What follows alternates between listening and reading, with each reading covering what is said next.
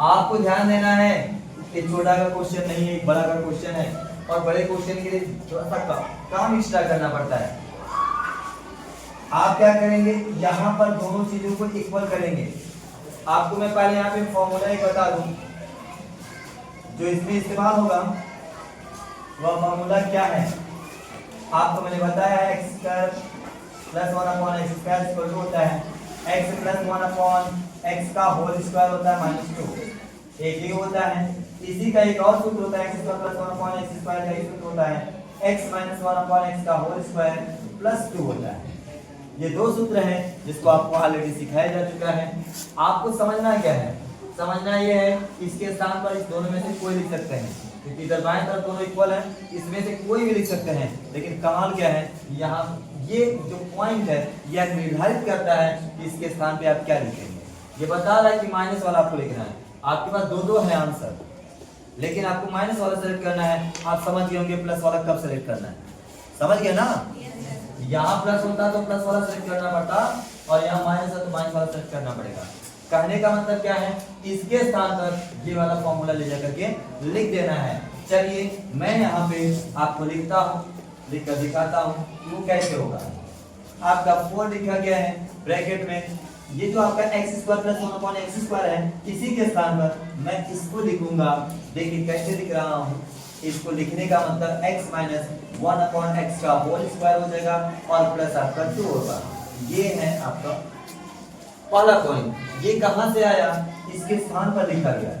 बाकी आप समझ रहे होंगे, आपका प्लस 8 है और in bracket x minus 1/x है माइनस 29 है इक्वल टू 0। ये प्रॉपर्ली वहां पे जैसे था वैसे फिक्स यहाँ पे ये लिख दिया गया है।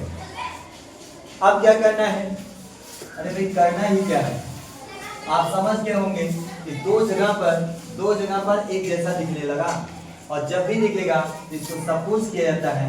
सपोज का मतलब आप जानते हैं, सपोज है, मान लीजिए क्या मानेंगे, जो एक जैसा दिखेगा उसी को मानना पड़ेगा।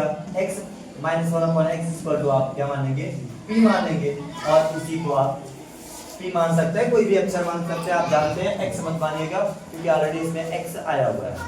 तो अब क्या करेंगे हम, अब ये 4 को तो लिखेंगे और ब्रैकेट में इसके स्थान पर p, ये देखिए इसके स्थान पर p और इस बार से p स्क्वायर हो जाएगा। क्या हो जाएगा, इसके स्थान पर p स्क्वायर हो जाएगा। और यहाँ पर आपका क्या है, प्लस आपका 2 है, प्लस आपका 8 है, और इसके स्थान पर टोटल आपका p हो जाएगा माइनस 29 है इक्वल टू क्या है 0। अब ध्यान दीजिए क्या है, अब ध्यान क्या देना, 4 से मल्टीप्लाई कर लीजिए, ये आपका 4p स्क्वायर हो जाएगा, प्लस आपका 8 हो जा रहा है, प्लस आपका 8p होगा माइनस 29 इक्वल टू 0 हो जाएगा। आप समझ रहे हैं ना। अब क्या करना है, इस 8 को इसके साथ कैलकुलेट करना है, बाकी कुछ कर ही नहीं सकते आप। 4p स्क्वायर है, अब p को पहले हम करते हैं 8p हो जाएगा, और इसको आप जब कैलकुलेट करेंगे तो माइनस हो जाएगा। माइनस कितना हो जाएगा भाई, 21 हो जाएगा इक्वल टू आपका 0 हो जाएगा। अब यहाँ पे आपको फैक्टर करना है, 21 और पहले 4 का मल्टीप्लाई कर लें क्योंकि और कोई ऑप्शन नहीं है। तो आपका 81 कितना होगा, 84, 4 और 21 का मल्टीप्लाई करेंगे और 84 होगा। अब 84 का आप रद्द कर लीजिए कहीं, 8 आपको लाना है और घटा कर लाना है। क्या करना है, घटा कर लाना है। कोई लोग उलट पलट कर लें, और आप जानते हैं क्या, अगर p माइनस है तो बड़ा वाला क्या हो जाएगा, प्लस होगा, क्योंकि दो जगह पे प्लस है तो बड़ा वाला क्या होगा, प्लस होगा। 84 का गुणनफल बताइए भाई, क्या क्या होगा, 14 और 6 होगा।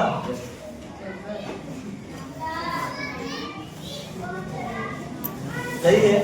और इसको अगर हम कैलकुलेट करें, क्या करें, कैलकुलेट करें, तो आप जानते हैं घटाने के बाद 8 भी आ जाएगा ना, तो बड़े के सामने प्लस हो जाएगा। आप समझ गए होंगे, तो यहाँ 4p स्क्वायर हो जाएगा, और यहाँ पर क्या लिखेंगे, 14p लिखेंगे, और इसके बाद क्या लिखेंगे, माइनस 6p लिखेंगे, माइनस 21 इक्वल टू 0।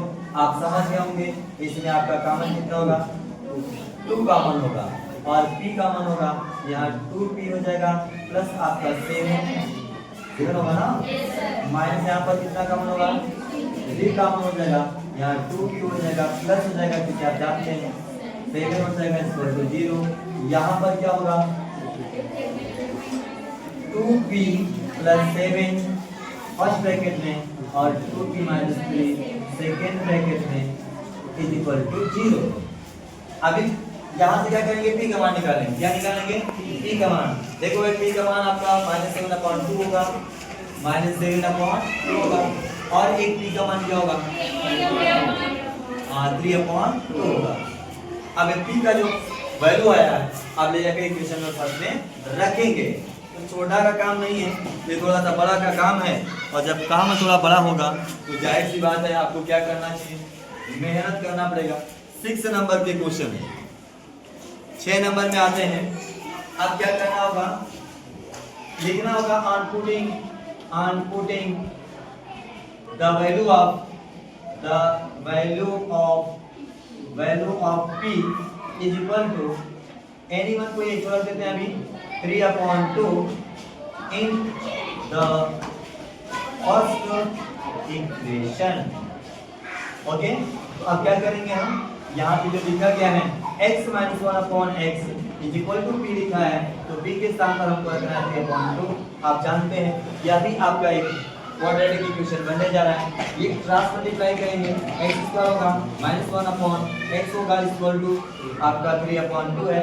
यहाँ भी क्रॉस मल्टीप्लाई चलता है, आप जानते हैं क्या बनेगा 2p² बनेगा माइनस क्या बनेगा 2p बनेगा इक्वल टू आपका क्या बनेगा 3x। तो x को बाएं तरफ लाएंगे, सॉरी यहाँ p नहीं x² बनेगा भाई, x² बनेगा, क्या बनेगा x बनेगा।